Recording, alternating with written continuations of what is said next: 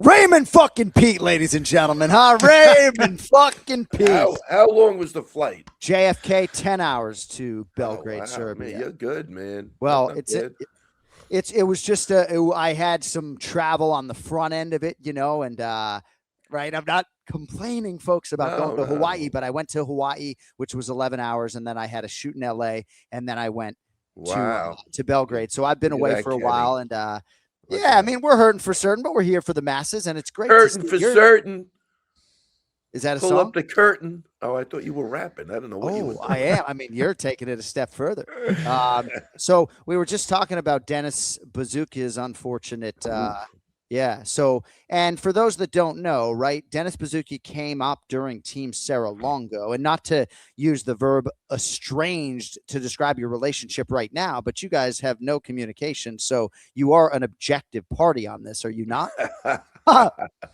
I mean, look, I still have a lot of love for his mom and dad. I mean, he comes from a great family, so that's so. Can you call it straight for us or no? Because we all love Dennis, right? I mean, okay. All right. So no, I mean, we all love Dennis, right? But when I went back and watched it, just because Aljamain and I had a conversation, and not unlike a referee, right? The referee's job is harder than the play-by-play guy's job, but we both only get one shot, right, Kenny? Like, I could have been on the other side of it instead of being like, no, he tapped. So, Ray, what were your thoughts on that fight-ending sequence? I mean, look, at the when it ended, real time, it did look like he tapped. Then when they went kind of slowed it down, yeah, it looked like there could have been some.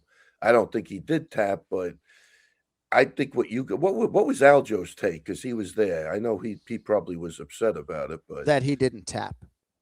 Yeah, it seemed like. I'm trying to figure out. I mean, it's like all the stars aligned for a disaster. Like he should have been right. nowhere. There was too much confusion, and I'll put it this way: no one's gonna even think of overturning that. You know what I mean? Well, I suggested to Aljo that they appeal just for the aesthetic, right? The MMA junkie headline.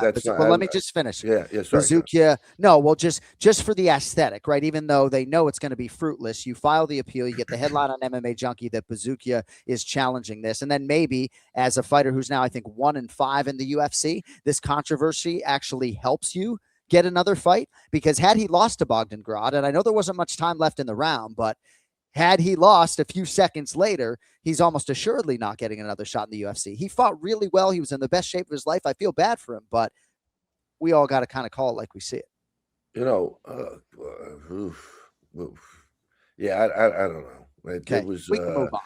No, it doesn't matter. No. I did see Buzukja before the fight. He had stopped by the gym, and I thought that was a great fight for him. So there's a lot going on. I don't think he'll get another chance, though, for sure. I don't think they give a shit. They just look at the end result. I don't think they'll even.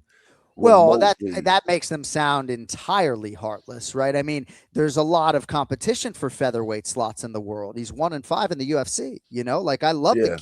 I really do. Yeah. I thought, this was a good matchup, and he shined in a lot of great matchup. Yeah, great matchup. He had his moments. First round, definitely lost. I'm not. The problem is I'm not putting a lot of weight on Bogdan Grad. I don't know how he's going to win another fight in the UFC. His stand-up was like atrocious. Buzukja should have definitely been able to get him out. I'd be more concerned with that. He had his chances in the second round, and how he screwed that up, I have no idea. But he could have gotten him out of there for sure.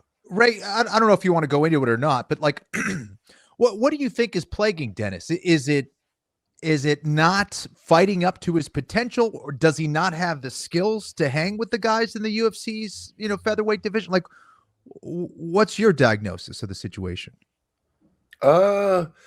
Definitely super definitely talented kid.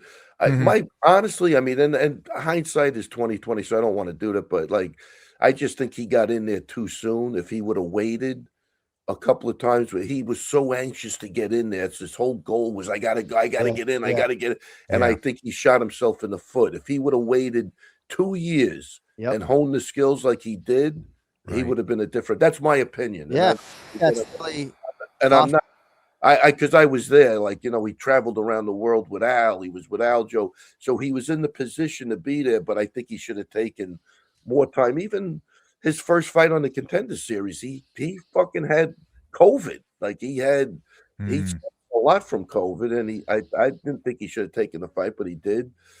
And he lost, and then he got a lot of opportunities, but he was always around. And I think if he would have taken his time a little more and honed those skills, he would have been not in this spot he's in now. Because I don't know how you climb out of a hole like this. He's still young enough, that's for sure, but he's got to do some soul searching inside. He needs a reset, is what you're saying. He needs a reset, and Yeah. he needs some time. And like we always talk about it on the show, they don't give you fights to really reset the right way. We said about, like, I forget who we were talking about last week. What do you do to get back on track?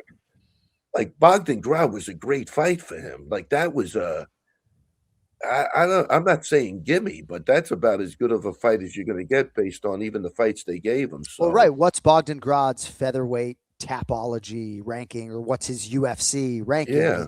There aren't. I think it was Kyle Prepelik who maybe said in advance of his fight with Mateusz Raumbetsky, every fight in the UFC's lightweight division is a boss fight. Yeah, every fight in the featherweight division is tough.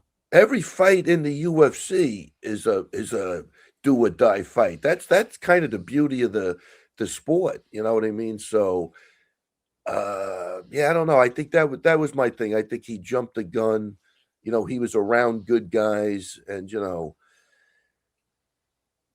that doesn't really mean anything. You know what I mean? Yeah. It does mean something, but it doesn't mean that you're ready to be in there. And I think, and even when he did go into the contenders, he was good. He really was. He's good, but he wasn't as well-rounded as he is now. I think, and he was young enough to take the time. I think that's where I'm coming from. He's only 28 now.